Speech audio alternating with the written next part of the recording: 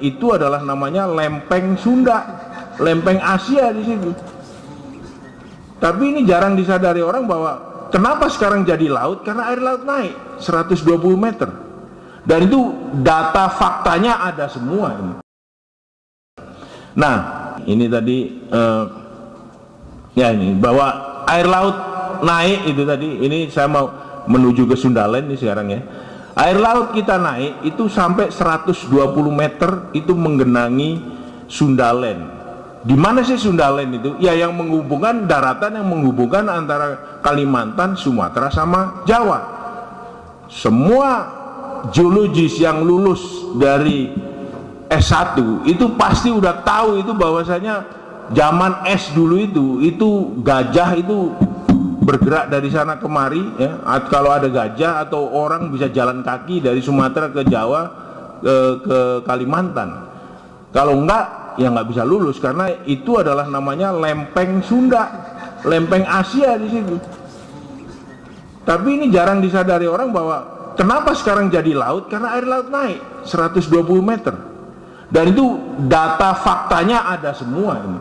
Semua ada di sini. Dan ini dari internet Anda ketik aja itu keluar itu. Dan paper-papernya ada semua. Ya. Terus nah ini dia, ada beberapa hal yang menunjukkan dikaitkan dengan growth of population tadi itu yang tempatnya apa namanya letusan-letusan itu tadi. Yang banyak katastrofi itu. Begitu kita punya tanjakan-tanjakan yang sangat tinggi itu berarti katastrofi, berarti bencana itu. Termasuk yang ditakutkan sekarang itu, waduh global warming nanti pulau-pulau tenggelam semua. Wis kait kapan itu sewono kait biyen itu. Di seluruh dunia itu terus-menerus ada itu. Jadi tapi waktu itu belum ada George Bush, belum ada si Gore segala macam. Waktu itu kalau ada Gore udah ribut tuh manusia purba dulu itu. Karena ini yang terjadi yaitu global warming juga. Ya. Terus kalau saya teruskan, nah ini dia. Ini tadi udah ada belum Dan? Belum ya. Nah ini untuk melihat last glacial maximum mungkin sekitar ya yang berapa? 20.000. Itu peta ini menunjukkan peta lingkungan di daerah situ dari Poland.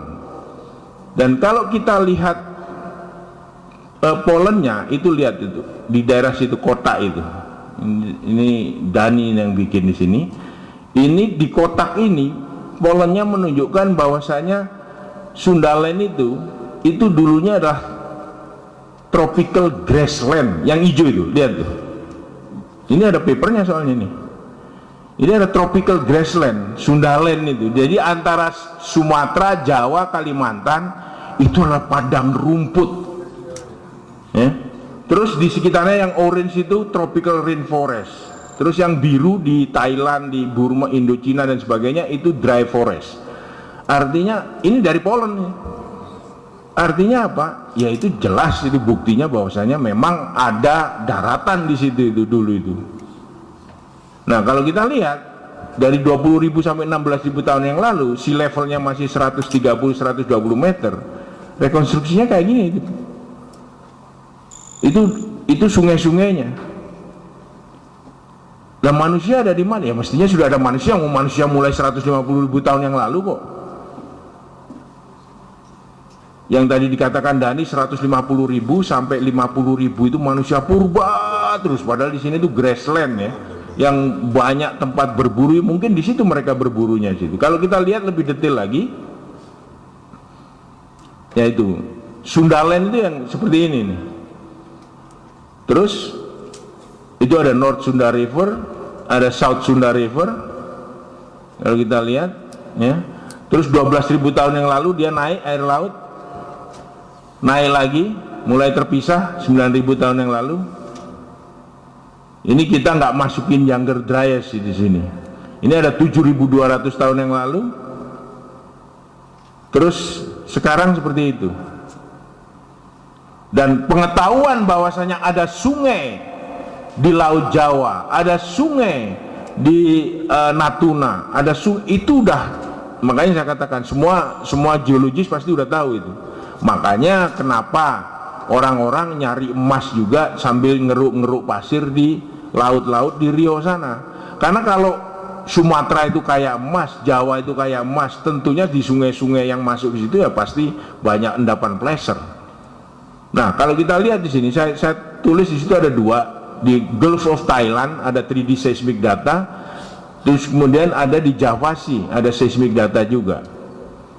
Ini merah, ada dua merah itu ya. Ini yang contoh dari Laut Jawa. Kalau kita lihat, ini 3D seismic, makanya saya karena background saya di apa namanya di oil and gas, di data di oil and gas kayak gini tuh banyak sekali. Di Laut Jawa, di utaranya Pulau Seribu ini, itu ada sungai itu di kedalaman cuman sekitar 50 milisecond yang saya katakan di atas ini. Ini sungai ini. Sungai itu kalau dikeruk ya isinya ya endapan-endapan sungai. Dan itu kalau di dating umurnya sekitar 11.000, 12.000 tahun. Artinya apa ya? Benar dulu itu memang daratan semua di situ. Ya. Nah terus kalau daratan, manusia ngapain ke tempat-tempat yang tinggi di apa namanya? Di daratan itu enak sekali. Karena apa? Tadi nggak disebutkan. Pada waktu 10.000 tahun yang lalu, temperatur di daerah tropis Khatulistiwa itu berapa derajat? 5 derajat. 5 sampai 10 derajat lebih rendah dari sekarang. Dan itu berdasarkan pollen tadi. Artinya apa? Di daerah kita ini, kalau sekarang suhu kita berapa sih? Sekitar 20, sudah 35. Dulu 25, udah kayak Bandung. Wah enak, wong Surabaya 25. Apalagi kalau malam jadi sekitar 18, 17, mana ada di Surabaya sedingin itu kan. Jadi dulu itu sangat-sangat sejuk daerah-daerah itu. Pada saat yang sama daerah temperate maupun daerah dingin di utara sangat dinginnya, sehingga ekstrim dinginnya, sehingga makanya disebut zaman es kan.